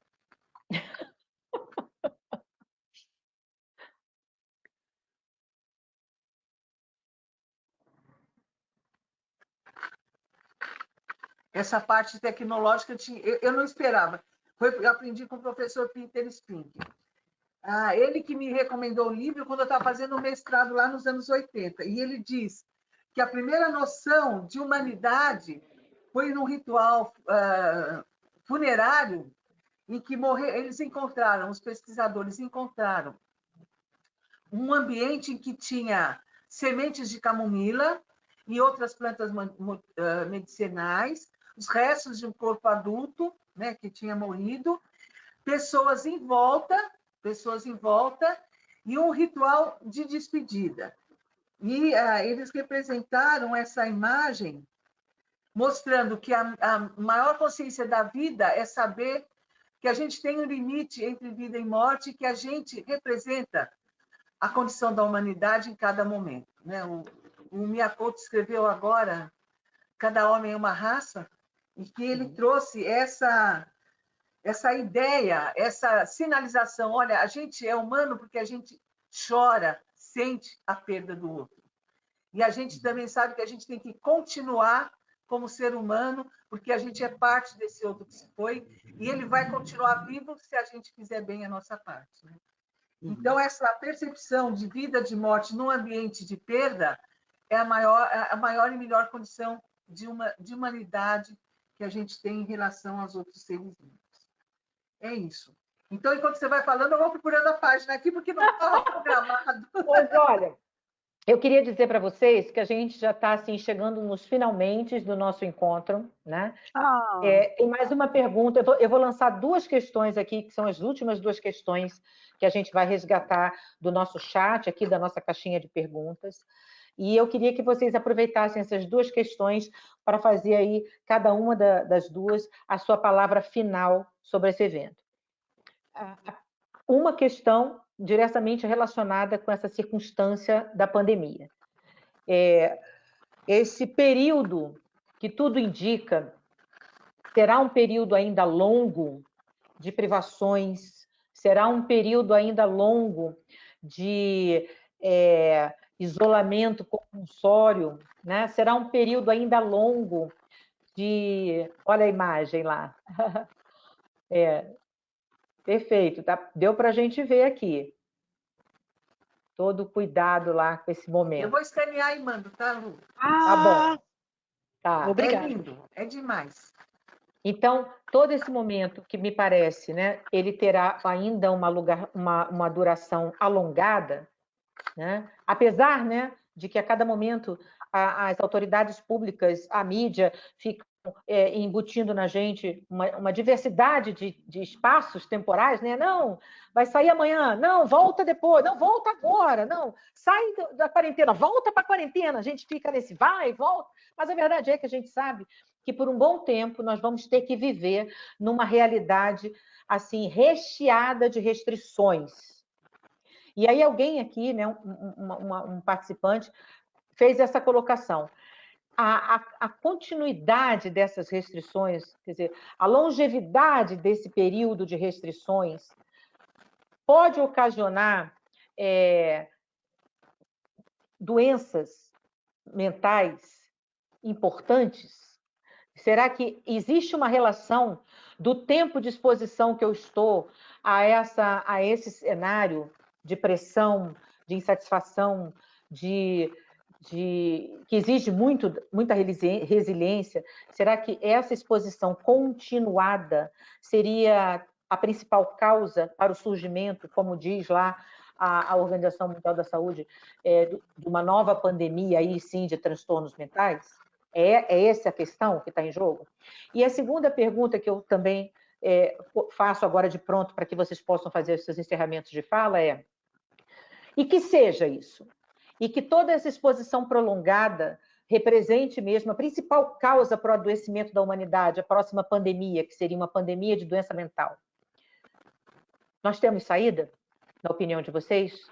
Qual é? Virgínia, você começa? Posso começar. Bem, a primeira colocação que eu gostaria de fazer é que o que acontece com esse confinamento?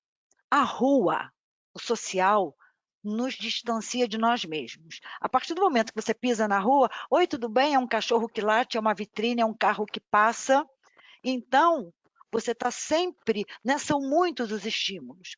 Quando você fica dentro de casa, quais são os estímulos que você tem? São basicamente muito menos do que na rua, basicamente os mesmos. Te obriga a você entrar em contato com quem? Com você. Essa é uma questão importante. Então, nós estamos com a liberdade de ir e vir restritas, mas com uma liberdade psicológica muito grande e muito maior. Né? Então, se eu estou com essa liberdade psicológica maior, eu não sei o que fazer com ela. O Sartre, no Ser e o Nada, ele vai dizer com muita propriedade que o que mais angustia o sujeito é que ele está fadado a ser livre e ele não sabe ser livre. Eu digo que nós não sabemos o que fazer com essa liberdade psicológica.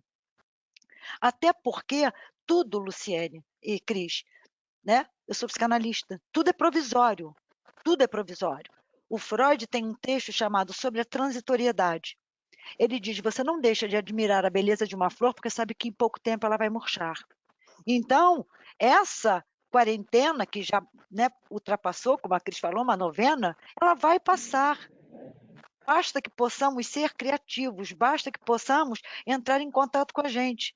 Eu era uma pessoa avessa a tudo virtual, né? No máximo era e-mail, e criei o WhatsApp, mas hoje as aulas no Zoom, o que eu me divirto, o que eu estou mais próxima dos meus alunos, que as minhas cadelas vêm e me lambem, que a outra deixou o gato entrar, tudo está correndo bem.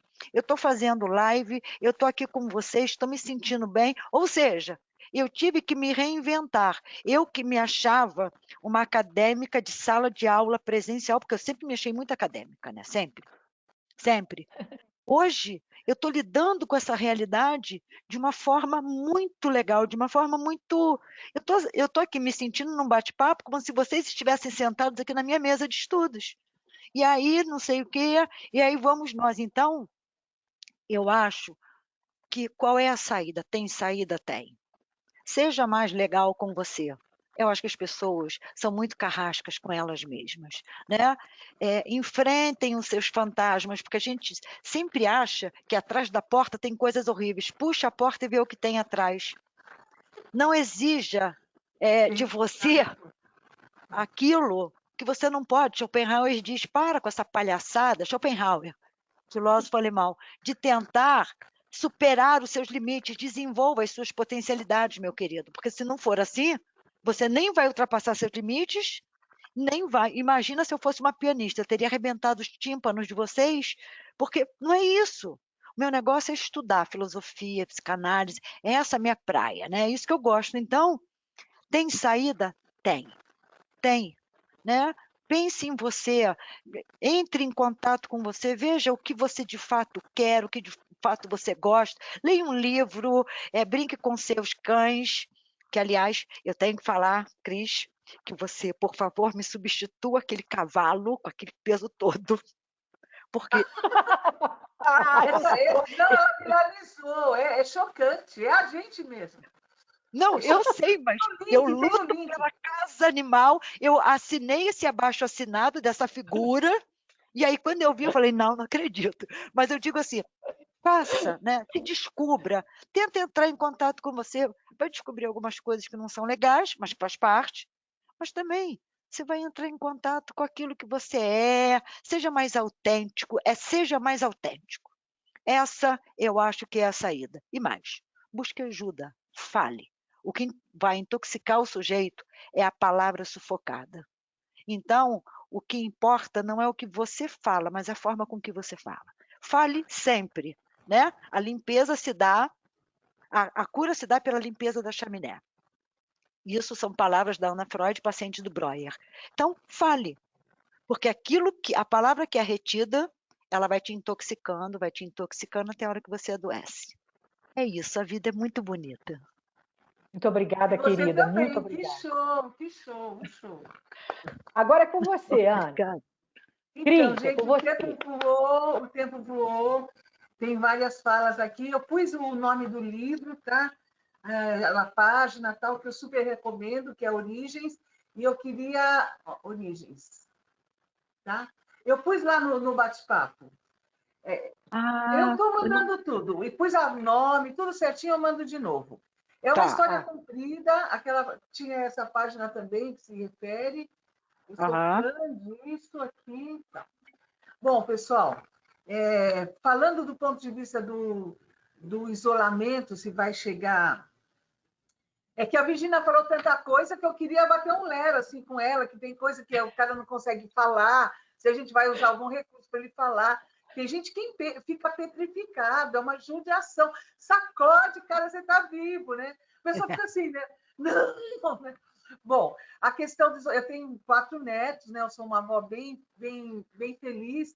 E aí, outro dia ela queria vir correndo, não pode abraçar a avó, né? Então, 20 metros de distância. E eu falo, gente, como que eles vão lidar com isso? Eu acho que vai deixar algumas estranhezas que vão precisar ser trabalhadas. De outro lado, eu nunca vi meus 4 netos, são 2 filhos, um casal de filhos e um casal de netos. Como eles estão felizes de estarem do lado do pai e da mãe. Eles estão numa alegria. Os pais estão estressados, porque 4 horas para ensinar, tudo pequenininho. Então, eu acho que essa convivência familiar das crianças supera o isolamento social. Tem os amiguinhos que querem brincar lá fora, então vai deixar marcas, a gente vai ter que ir trabalhando conforme aparece.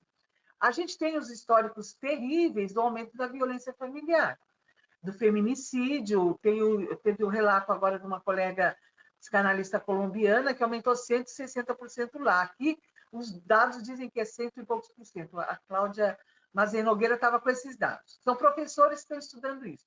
Então, sim, eu acho que vai ter rescaldo, mas não rescaldos do isolamento em si, mas da convivência no isolamento. Eu acho que o pior...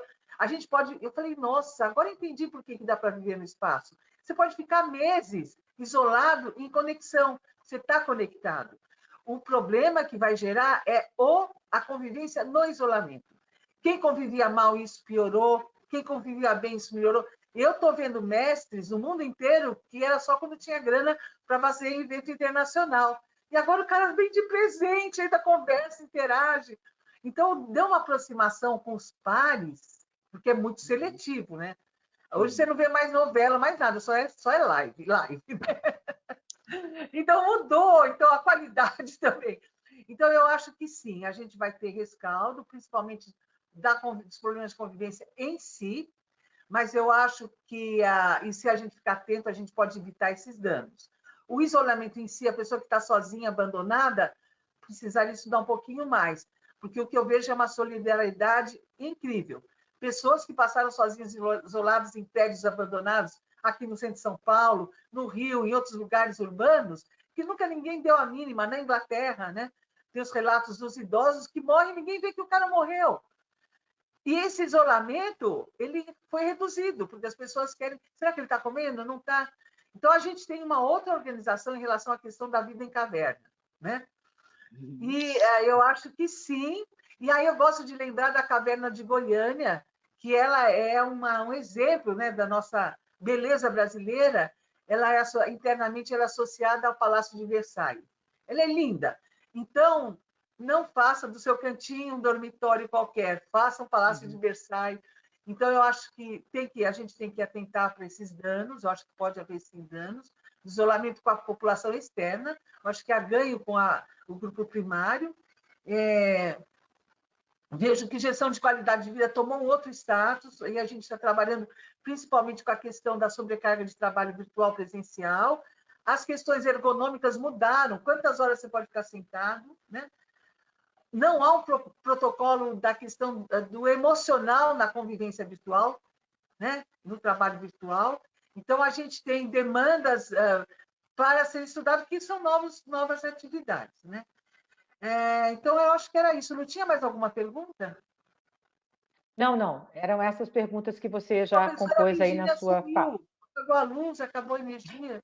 Essa é a parte maluca, gente. De repente, aquele glamour, apagar a luz, não pode. Mas ela deve estar voltando. Ela deve estar voltando. Já tem os sinais. É como no cosmos. Já vem também. Já está voltando. Para mim, ela eu agradeço as mensagens, eu vi algumas. É uma alegria imensa quando a Lu me convidou. Acho que eu gastei mais tempo agradecendo do que na palestra. E espero que a gente possa se reencontrar em breve. Eu acho que vai ser mais demorado do que se espera para alguns, né?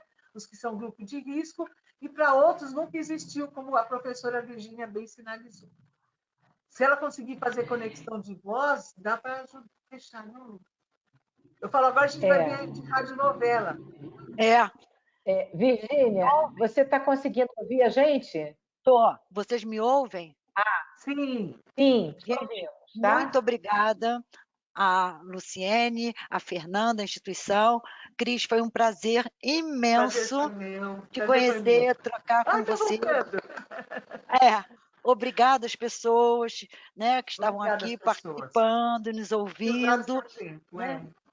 Muito obrigada mesmo. Para mim foi uma grande honra, um grande prazer. Para mim também. Obrigada, então, de coração, ao back-office e ao pessoal que ficou esse tempo aqui ouvindo a gente. Espero que vocês estejam com a carinha sorrindo ou refletindo. Olha, mas eu quero finalizar agradecendo a vocês pelo show né, que vocês deram para a gente nessa tarde, na abertura do nosso simpósio, né, no Conexões RH. Quero dizer que a sala, como a primeira sala da manhã foi um sucesso, mantivemos durante todo o período mais de 200 pessoas interagindo conosco, assistindo o nosso trabalho. Então, isso é um reconhecimento enorme do quanto foi produtivo ouvir vocês, interagir com vocês até aqui. Mantivemos 200 pessoas em todo o percurso da nosso webinar. E eu parabenizo as duas mestras maravilhosas, né? Enfim, puderam compartilhar conosco tanta sabedoria, tanta experiência. Eu espero vê-las novamente, em breve, e eu tenho certeza que ano que vem, quando a gente fizer o segundo simpósio de RH Conexões, vocês vão estar aqui de alguma forma. Obrigada a todos que vieram, a todos que participaram. E amanhã nós temos a terceira rodada do nosso Simpósio de Recursos Humanos, às 10 horas da manhã. Nós teremos uma palestra interessantíssima discutindo a uberização do trabalho. Vale a pena assistir essa também, vai ser quente, vai ser gostosa. Um beijo para todos, muito obrigada. Beijo, gente. Tchau. Beijo, tchau. Prazer, Virgínia. Prazer foi meu, Cris. Obrigada, Lu. Obrigada, Fernanda, back-office todo. Obrigada, pessoal. Até breve. Até breve. Até breve. Até breve.